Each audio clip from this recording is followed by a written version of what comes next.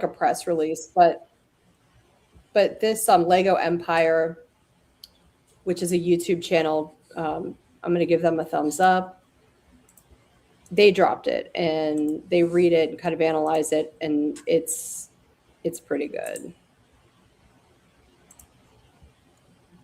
Bricks and Minifigs just published a brand new blog post dated July 10th, 2026, so yesterday. But the timing of this blog post is not a coincidence. Part 3 of Reckless Ben's documentary just hit millions of views. It's almost at 5 million views at the time of this recording. So the exposure is once again increasing on Bricks and Minifigs' actions and what they have done. And this story is definitely reviving somewhat. So Bricks and Minifigs is clearly feeling the pressure here, and this is their response. Now, on the surface, this blog post reads like a standard PR damage control piece. It acknowledges concerns, it announces improvements, and it defends the lawsuit. But when you read it carefully and compare it to everything we've documented over the past several months, this blog post accidentally revealed far more than Bricks and Minifigs probably intended. So today, we're going to be going through it line by line, but before we start, I want to give a quick disclaimer that the thumbnail says Ben was right in quotations. That's not an actual direct quote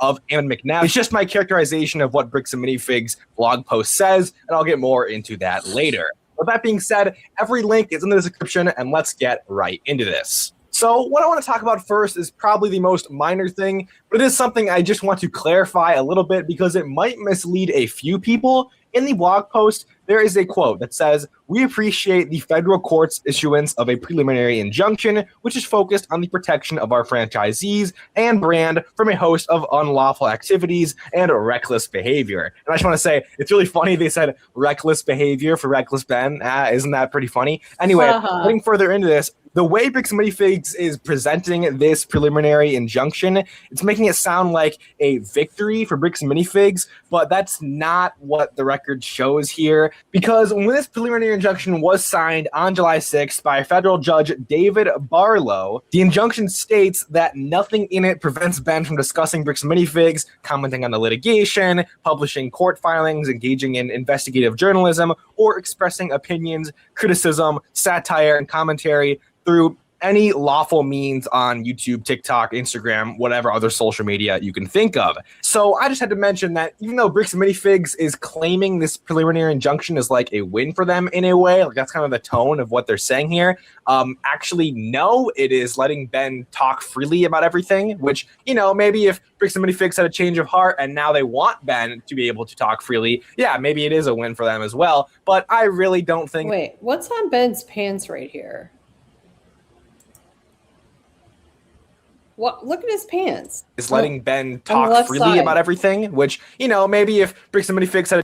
Do you have an accident? Ben, what's going on, buddy? Change of heart, and now they want Ben to be able to talk freely. Yeah, maybe it is a win for them as well, but I really don't think that's something positive for Bricks and Minifigs. I'm not sure why they're trying to maybe put a spin on it with that quote, because it just seems, I don't know, a bit off. I don't really think Bricks and Minifigs is truthfully happy with the fact that Ben is no longer gagged, and that preliminary injunction literally allowed Ben to post part 3. So yeah, I highly doubt Bricks and Minifigs is actually happy with that decision. So framing it as like a court protecting their brand from unlawful activities without mentioning that the same order freed Ben to keep posting is at minimum just incomplete. Like it's, I don't know, it's just a selective statement they're kind of making there. But moving further into the bigger bombshells of the blog post, the main body of this post announces 7 operational improvements that Bricks and Minifigs is implementing. And on the surface, they sound pretty reasonable. I'm not going to lie. A company just listening to what's happening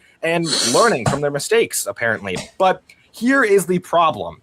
Every single improvement that Bricks and Minifigs is announcing corresponds directly to a systematic failure that critics have been documenting for months, that everyone has been calling out Bricks and Minifigs for. And by announcing them as new improvements, Bricks and Minifigs is indirectly confirming that those failures were real and kind of in their own way admitting they were wrong.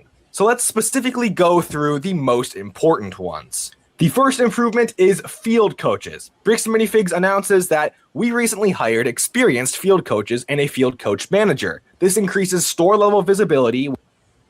Okay. they've hired a PR person. They've hired all these attorneys and these field coaches. Who knows how much that cost? Couldn't they just have paid for just the pay logo? the guy? Just pay the guy. I mean, well, because they would have been cheaper. ruined. It would have been like, hey, our company's shady and no one wants to work with us anymore. I disagree. I think it would have given them some credibility after they were already ruined. They're ruined. This is what shady people do, though, is what I'm trying to say.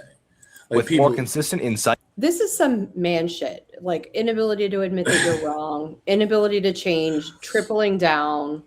Into store operations. So the key phrase here is increases store level visibility, meaning that the store level visibility was insufficient before. And it's very interesting how this ties back to Bricks and Minifigs' defense throughout this saga, which one of their main ones has been that they didn't know what was happening inside individual franchise stores and that the Salem situation happened without corporate knowledge. And maybe if they had field coaches with consistent store level visibility at the time, they would have known about the consignment arrangement, possibly. But by announcing that they're now adding this oversight, that means Bricks and Minifigs is confirming it didn't meaningfully exist before. And I'm not trying to accuse Bricks and Minifigs of anything by saying this. It's just kind of the logical implication of what they're saying, in my opinion. And moving on, we have franchisee qualifications as the second improvement. So Bricks and Minifigs announces, since 2023, we've improved how we qualify new franchise candidates, including background checks, higher financial requirements,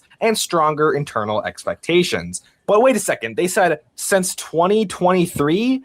That's a very important detail because when you look at Crystal Law Gorman, Brandon Best, and Joshua Johnson, they were all qualified as Bricks and Minifigs franchisees before 2023. So Bricks and Minifigs is directly stating that their pre-2023 qualification process was inadequate compared to current standards. And the franchise owners at the center of this entire controversy were products of that pre-2023 process. And something else they briefly mention, which I find really odd, is they say that they have increased their cost to become a franchisee, as if that's supposed to help the quality of franchisee or improve the qualifications. But really, since 2023, they have tripled what it costs to join as a franchise.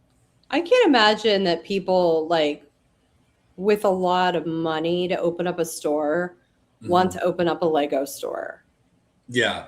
That's usually people with like a passion for it. If you have like unlimited funds to open up a store, I wouldn't. So I don't think raising the price is a great idea. The cost of a franchise. I don't think these people know what they're doing.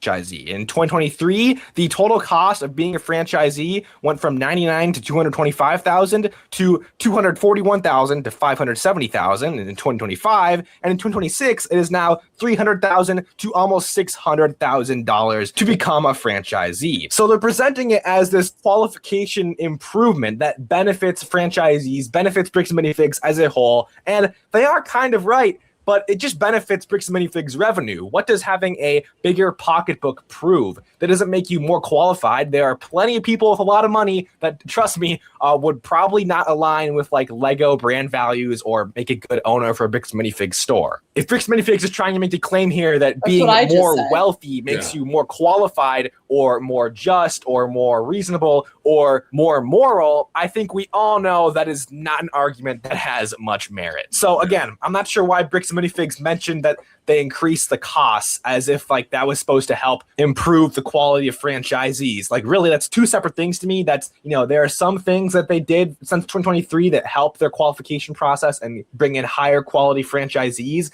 And then there's this increasing the costs, which literally just gives Bricks and Minifigs more revenue. That doesn't do anything positive as far as the qualifications for new franchisees go. But moving on, we have improvement number 3, the inventory system. So Bricks and Minifigs announces, we've invested significant resources into our recently required internal trade and inventory management system. We now require all franchisees to use this system.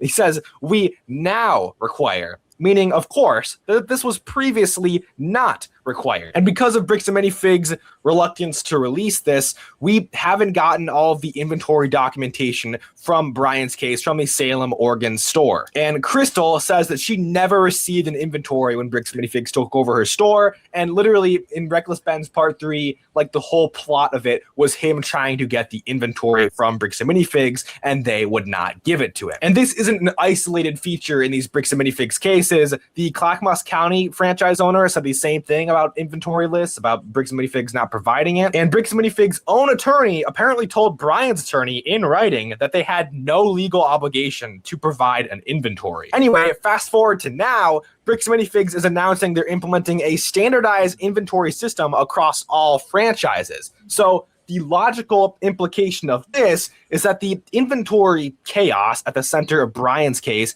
existed because there was no standardized system requiring consistent tracking. The fact is clear that a standardized inventory system would have helped a lot in this case because the inventory is probably the messiest part and the hardest part to confirm and prove in this case. But perhaps the biggest improvement is offboarding with third-party inventory evaluations. With this one, Bricks and Minifigs says we're refining a more standardized franchisee offboarding process, including third-party evaluations of inventory and fixtures where possible. So this means there will be third-party evaluations of inventory when stores change hands. And Crystal obviously never received a third-party inventory evaluation when Bricks and Minifigs took over her store. They took over her store, said, we'll take everything on, all the consignment, everything like that, and then you need to get out right now. Like, that's basically what happened from all the camera footage that we have seen. And like I said just a minute ago, the Clackamas County franchise owner said a very similar thing, that assets were taken with no inventory provided and no location of assets were ever disclosed to him. So again, this seems to be a reoccurring pattern that Bricks and Minifigs may be trying to improve now. But with that, with them actually saying they're improving this and adding this feature, it is also them kind of admitting that it was messed up. Like before this, there was no third-party evaluation, and Bricks and Minifigs themselves didn't even evaluate the inventory and give it to the previous franchise owners. So that means that every person who said that, you know, they took my store and never gave me an inventory, they are probably pretty accurately describing what happened, and we can... I like that they're giving us a fun video to watch. Yeah, it's an entertaining video. Probably trust that story. But improvement number 5 is really interesting to me. It is board expansion. So Bricks and Minifigs announces that they are expanding their board of directors to include outside perspectives and a franchisee voice. So a company with, mind you, 223 plus franchise locations collecting $13.2 million a year in franchising fees currently has a board with no franchisee representation and apparently limited outside oversight. So by adding these voices to the board now, in direct response to this crisis, Bricks and Minifigs is acknowledging that their structure overseeing all of these alleged incidents had no external checks on it. So basically, it could be as biased as they wanted to, and there was no one there to represent franchisees. That means there were no independent board members asking why stores were being transitioned without third-party inventory evaluations. There was no franchisee representative raising concerns about mandatory minimum payments being used to trigger asset seizure, and all these decisions happened in a structure without those voices. And now Bricks and Minifigs is only adding them after the consequences became public. But improvement number 6 is it's related to kind of PR and how Bricks and Minifigs has handled this whole thing publicly. They say, going forward, we're committed to leading with empathy and accountability first, then clarifying facts second. So this is kind of an admission that their communication throughout this crisis was backwards. They led with denials, deflections, and legal action. Ammon McNeff went on Fox News and made statements that were directly contradicted by documented evidence. They told Brian's attorney that the matter was closed and they had no legal obligation to return anything. They even banned Ben from asking for the inventory list in writing, calling it harassment. So leading with accountability first is definitely not what they did in this situation, and now they are acknowledging that. So here is what I'd like to call the central contradiction with this blog post. The big contradiction here. The problem is Bricks and Minifigs writes things like, while much of the public discussion has been based on incomplete or inaccurate information, we also recognize simply correcting misinformation isn't enough. So they are calling the public criticism misinformation here, but in the same document, they announce that they're implementing all these different changes. So you cannot simultaneously call the criticism misinformation and announce that you're fixing everything that the criticism identified. So either the criticism was wrong, in which case, why are you fixing those exact things? Or the criticism identified real systematic failures, in which case, why are you calling it misinformation? Bricks and Minifigs cannot have it both ways. And that is why in the thumbnail it says Ben was right, because Bricks and Minifigs' own announcements for these improvements make that case better than any critic could, than I could, than any of these other YouTubers could. But let's move on to the details of the lawsuit, because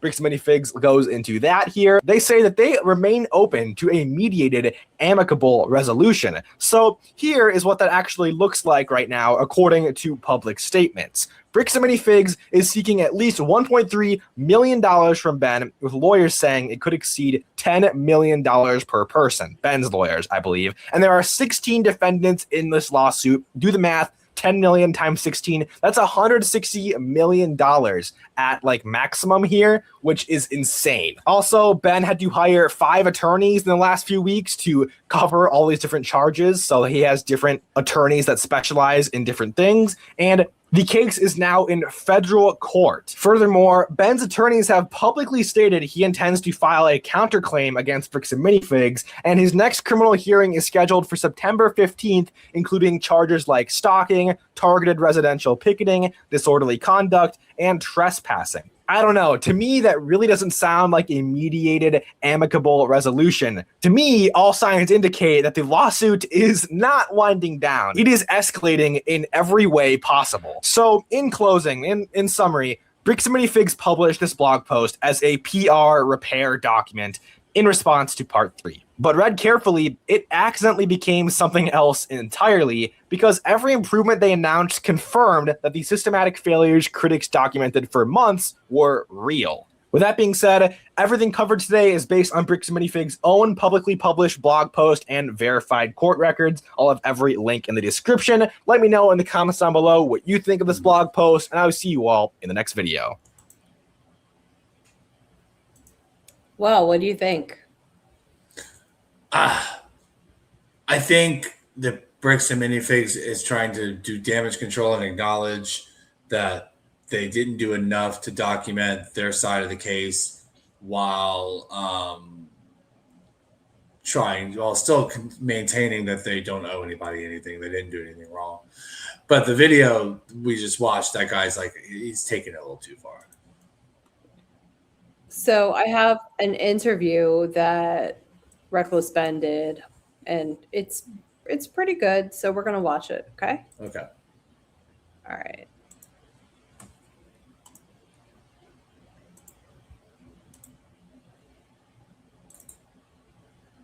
Going on. I was editing that video all the way up until it got released. I guess like lawyers would be like, I'd finish the video and the lawyers were like, oh, you can post it tomorrow, and then tomorrow would come. And like, oh, it's gonna be 2 more days. So I'm like, okay, I guess 2 more days of editing. I'd like add 2 more days of updates, and then like I'm like, okay, it's finished. Part 3's done. And then the lawyers are like, oh, it's gonna be like 2 more days. And it's been like that for like 2 weeks, you know. So like every day I just kept making the video like this much longer each day. So whatever updates there were, I just tried to like keep putting it in the video. I guess I don't know. So I feel like it's pretty like up to date as of like everything's going on. I guess. Yeah, because I guess with the extra time, you just kept adding layers. I mean, we knew it would be a banger, and then just more and more things started happening. So, as far as I think it's wild. So they got a hold of your Google account. What's the status on that? Are they out of there now? Have you been able to change it? Like, what's the status on that? I don't know. They just sent me a file when I did discovery, and because I was like, they were like, hey, like you have this court case. I think I like called some lawyers because I was like, hey, I want to like get a lawyer and stuff. And this is before part 1 even dropped. And then all of a sudden they're like, you have court tomorrow. I'm like, no, I don't. And they're like, yeah. They're like, you have to go to court. I'm like, for what? And they're like, oh, they're saying you're like trying to like burn down the building or something. I'm like, what? No, I didn't. I'm like, what? I don't even know about this. They're like, oh, they should have sent you something in the mail. I'm like, I didn't get anything in the mail. So I just got really lucky. I called a lawyer that day, and then I was like, I called the police department. I'm like, hey, can I know what I'm being charged for? And Provo actually told me what I was being charged for. They gave me all the discovery, which was very nice of them. Kind of the only win they had was to give me discovery. It's not really a win. They're like already expected to do that. But then I'm like just going through it, and I'm like looking through the body count, like what the heck is happening? And then I saw on Google, they're like a Google warrant, and so I'm just like looking through these files. I'm like, wait, they have my Google stuff. I'm like looking through, and they have like all my private videos. So I'm working on like 12 videos, like side by side. That all of my like 12 videos that I'm working on. Also, I'm like, what the heck? Like they just like looked like everything, and like that's wild because I know some of the companies protect against that. Like Apple famously won't give up phones even if it's someone who really actually did something. You know what I mean? Like, but I guess somehow they got in through Google. Yeah, this sucks. Yeah, but I just made a Patreon video. Password. I don't know. It's actually Like it matters at this point, right? Yeah, they got everything. Yeah. But, I in mean, the also, building. there's like nothing for me to hide, so it's like I can have Yeah, everything. you might as well tell us your password now. I just thought it was like weird that they did that. I don't know, but at the same time, too. I mean, I guess it kind of does suck if they like leak this stuff because the other 12 videos I'm working on, like I always say, like I have nothing to hide except for I don't want my undercover stuff to be leaked because then like if people find out like the stuff I'm still undercover, because there's like a lot of stuff where I'm still undercover. If that gets leaked, then it'll just ruin the video and that would suck. But besides that, like I'm pretty much an open book, I guess. So as long as like the police don't leak like my other videos I'm working on, then I don't really care. But you're at various stages of completion. There's different sort of series you're working on concurrently. Yeah, some of them I'm still undercover in, and we're trying to take down some more bad guys. But I just made a Patreon video literally like 10 minutes before this, where I kind of go into detail. Apparently, some internet sleuths were able to connect some dots that I didn't connect. Where, so they basically say there's an extortion charge, like basically that there's not an extortion charge is what the police confirm on. I think it's December 10th. And then 2 months later, on February 10th, they subpoena Google and they're like, hey, we're getting Ben for extortion. Can we have all this private information? Because if they would have just said like, oh, we're trying to get Ben for trespassing, they wouldn't have given me all this stuff. So I think they lied to Google. I think it's like a big no-no on the police department, but pretty interesting. But who's going to hold them accountable, right? I mean, it's good that you're airing all this, Me? hopefully. That's what I mean. That's what I mean. Like, hopefully someone, God, man. So some of this stuff, I mean, watching it from the viewer's eyes, you're doing everything by the book, crossing the T's, dotting the I's, but you're still getting held down. We don't have to watch the whole thing unless you want to. It's pretty long. You into it? I mean, yeah. All right. Do you think it's going to take? I mean, so you did secure a lawyer. Do you think that will help? Will it need to be a bigger effort than that to finally get the world is seeing it? But I mean, according to the law, how are we going to get the law to care about what you're reporting?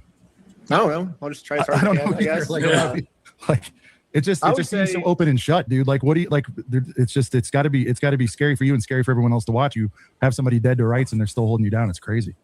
Yeah, I don't know. I always just say I only get upset or happy with myself with what I can control. So it's like as long as I just do my best, even if I go to jail for 30 years, it's like, well, I'm so happy with myself because I did the best I could have done, So that's the only thing I can judge myself on is like how I'm doing. So I'll just do my best and we'll fight as hard as we can. And if as long as I'm fighting as hard as I can, then I'll be happy with myself, I think. So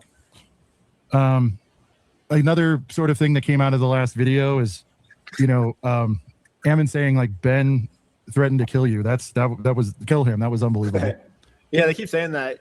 I think they just are like, oh, if we make up lies about Ben, then the police have to take us more seriously, I think is probably their goal. I don't know. Yeah. I mean, sometimes people do that where they'll be like if it's like little kids do that all the time, where like, they're like, hey mom, I want this, and the parents don't listen to them. It's like, mom, I want this. And then finally they first scream like, I'm gonna, like, and they throw a temper tantrum, and then finally the parents listen to them. So I think that's what Bricks and Minifigs is doing. They're acting like little, like I think they're taking like, I call it like the 3-year-old strategy, That's probably what they're doing. They're probably looking at these 3-year-olds and like, how do these 3-year-olds get attention? How can we copy these 3-year-olds and do exactly what they're doing? That's probably what they're looking to the very young for their inspiration, I think, It's funny you mentioned the 3-year-old like temper tantrum thing. The thing that jumped in my head was Ammon in the diaper shot. I was actually, I was watching it. What's that? I haven't seen that. He wore a diaper in the video? Well, that would that was on the Papa Meat. Sorry, on the Papa Meat video. Have you seen that yet? Oh, the little short clip. Oh yeah. Where he's I know in you're the talking about diaper. that. Yeah. That was pretty wild. So have you also heard, since you've been following everything, that the franchise owners are all sort of banding together and formed an association, and they're trying to. Wait, is that real? Wait, can I see that? Am I allowed to show this? Is this what you're referring to? What the? Is that? Wait, let me see that. Wait, hold on, let me Is that full diaper on his screen. head? Is that the This diaper? looks son? real. Is that a real picture? I think it is real. It's That's literally real. a diaper on his head. We're getting. Is this real? Was this in the See, Google so- Drive too? See, I don't this understand. This is who Ammon looks up to for inspiration. It's the. No, I think that is little- Ammon when he was younger. Yeah, and That's so Ammon, right? And Yeah, so that's Ammon. he's obviously looking up to the 3-year-olds for inspiration because he's following the same technique that most 3-year-olds use. Because I'll admit I used to use that technique also, but then I turned like 5 years old and I stopped using that technique. But it's a technique we're all familiar with. We all used to do it. So we can't really make fun of him for it. Just most of us outgrew it when we turned like 4 or 5. Kept the technique too long in place. Yeah. But I was asking, have you had any interaction with any of the franchise owners since any of this broke out? And are you aware that they all formed an association? They're all trying to get kind of the leadership overthrown. Have you heard? I've heard through some live streams, but that's still part of the TRO. We are not allowed to interact Gotcha. with them. So Okay. Any of even them. if I wanted to help them, I wouldn't be allowed to, which sucks because I do want to help the innocent franchise owners, but it is illegal for me to help them right now. So As far as one-way communications, have you heard anything from any of them who've reached out to you, like via message or anything? Or are they supportive, in the middle, indifferent? Or just... I think there's this channel. Oh, I forget what they're called.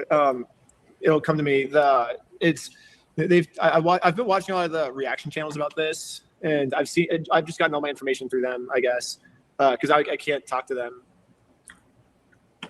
Yeah, because they're saying, some of the stores, again, this is just through informants. I know you've got a ton of them too, but like a lot of them are on really on the ropes as far as, with the business that's dropped, and they're just trying to figure out a way, like sort of what rights they have through this this franchise group to try to help them either exit their agreements or whatever they can do to get them out. So I mean, and by the way, I don't know if you heard this, and somehow I just heard it recently, but like, it doesn't matter, not the majority shareholders. Go ahead. Sheldon's just super chatting. He should be on an airplane right now. How's he in here? That's up, dude. He's about to film with us. We're in a secret location right now where no one's allowed to know, but that's crazy. I'm so sorry I cut you off. It's fine. I think you should be on an airplane right now. What the heck, Sheldon?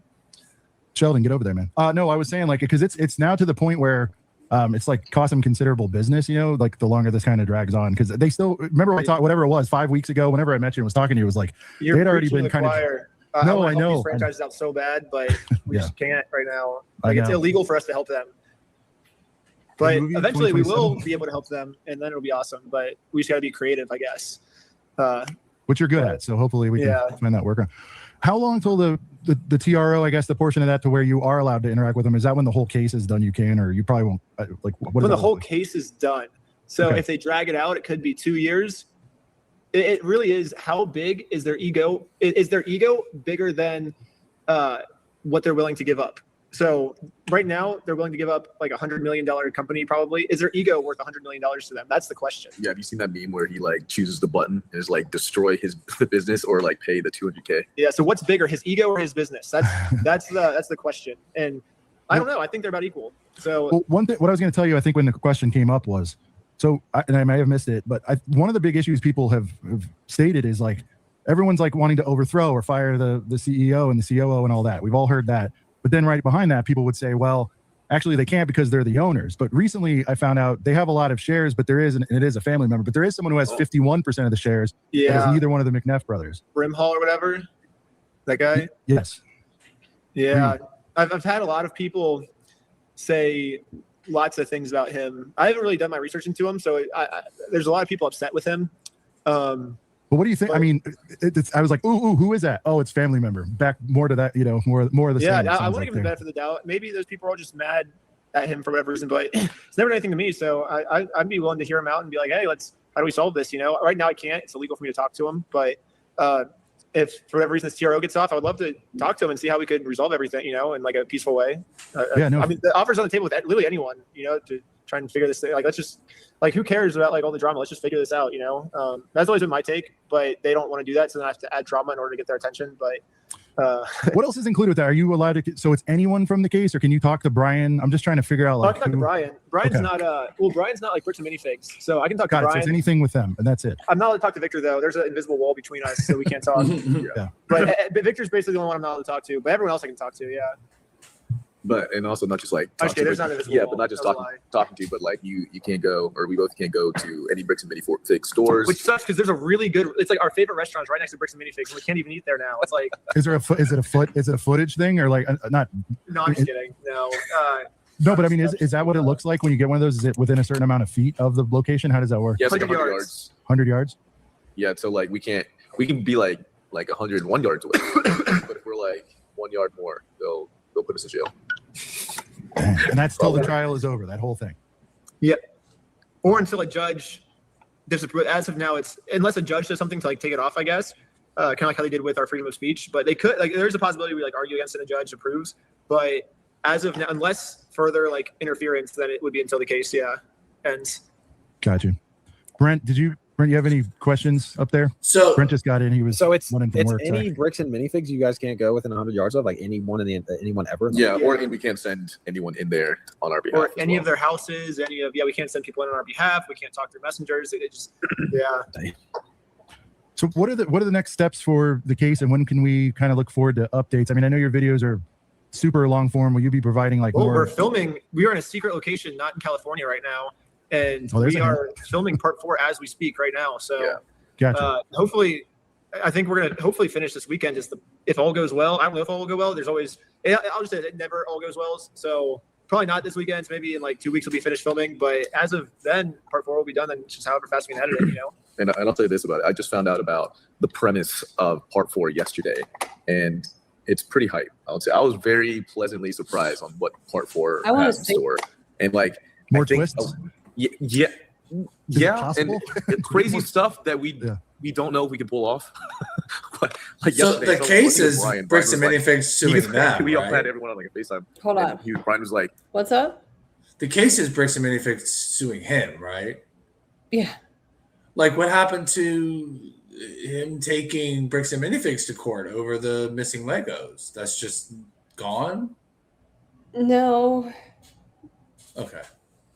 All right. We don't have to get into that. I was just curious. That would be a countersuit. I think they struck first. Okay, I get it. You know, he was giving them the opportunity before legal action was taken, and instead they just took legal action. Yeah, got it. Yeah. So I only have one more thing.